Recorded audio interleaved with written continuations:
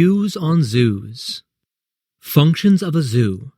Zoo advocates call attention to the main functions of a zoo: conservation, education and research, and recreation. Animals that are constantly threatened in the wild are safe in a zoo, and they are well fed and have medical care. Animals that are endangered can be bred in captivity, ensuring that their species do not die out. It is difficult to study animals in the wild.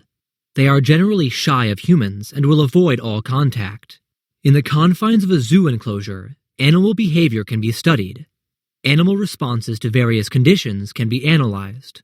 Human beings have a natural curiosity about animals. Millions of people who otherwise could observe only a few animals in their lives can visit a zoo and marvel at the diversity of life on this planet.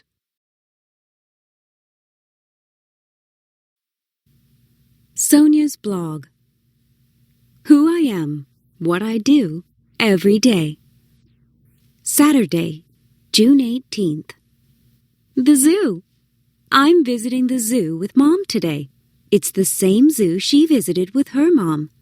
Mom said she remembers that the first thing you would see was a cage with 2 Siberian tigers in it. But now the tigers have a new home, a huge area about the size of 3 football fields. They need it. They are huge themselves.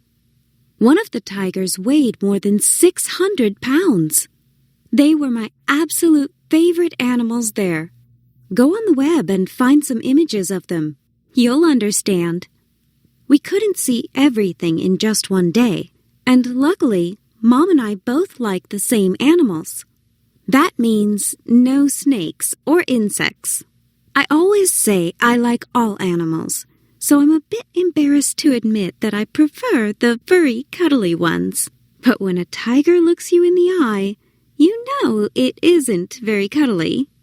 There were elephants, cuddly, and giraffes, hippos, monkeys of all kinds. I started wondering where they all came from and how they liked it here. I talked to some zookeepers. I guess it's obvious, but they all love animals too. They take good care of them and know each one's personality. But I couldn't help noticing a sad look in some of the animals' eyes, and they seemed defeated. I can go jogging all around the pond and across the park, and then go with Mom to our friends way across town just to visit. That's what I can do. And then come home and go to school the next day. Some of the animals had a faraway look that seemed to say how far they wanted to go too.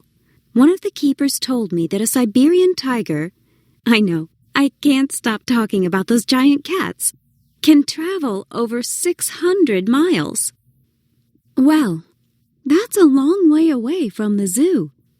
So, I had a mixed experience. I loved seeing the animals, but I felt bad for some of them because they couldn't be themselves. I know, that's just me thinking I know what an animal would feel. But here's what I think. If you put me in a big apartment with everything I might need, it would be great for a day or two. And then I would want to go and do the things I do every day and be myself. That's what this blog is all about. What do you think about zoos? As usual, I want your comments.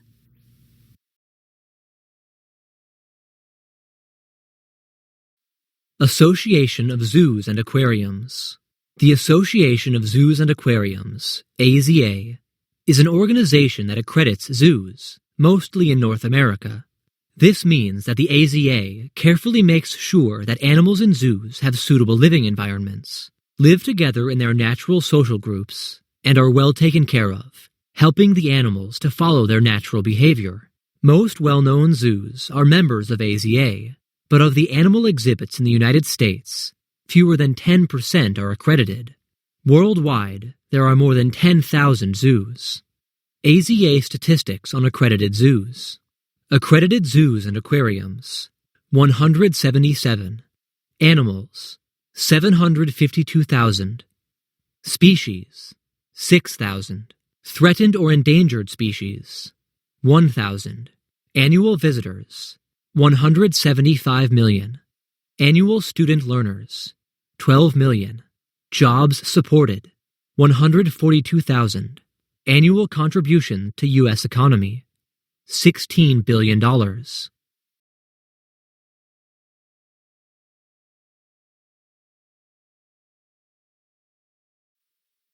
Innocent and Imprisoned, Robert McGinnis, July 22nd.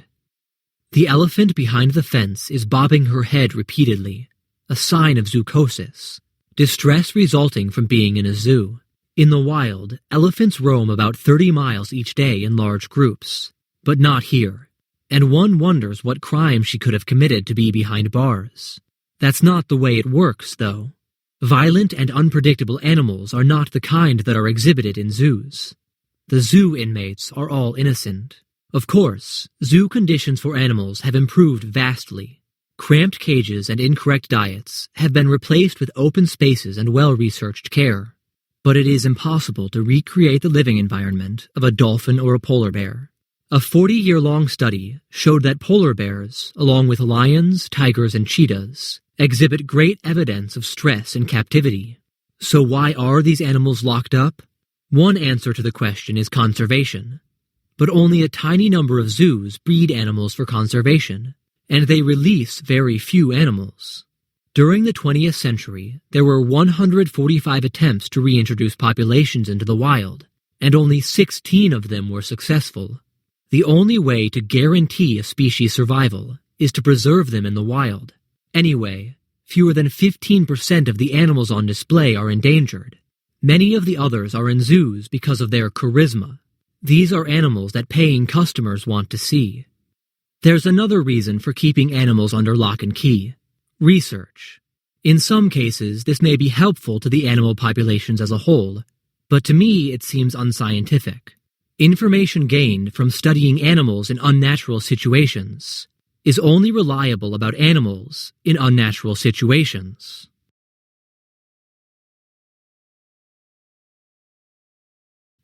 Zoos also provide their customers education. In most cases, however, the information given about an animal is very brief and presented on a small sign that few people bother to read. People tend to talk to their friends as they watch the exotic animals, rather than learn about their particular traits and characteristics. Visitors may watch in surprise as lions choose the freezing outdoors over heated shelters, but never learn that these animals once roamed freely throughout Europe. The final main reason for having zoos is entertainment. This is obviously unfair to the animals that are imprisoned to entertain us. There are numerous television shows and movies that show us animals in their natural environments, behaving in ways that are natural to them. A zoo that really suited animals would be a failure. It would be huge, and many of the animals would remain out of sight. The money spent supporting zoos would be better used trying to save animals in their natural surroundings, where they belong.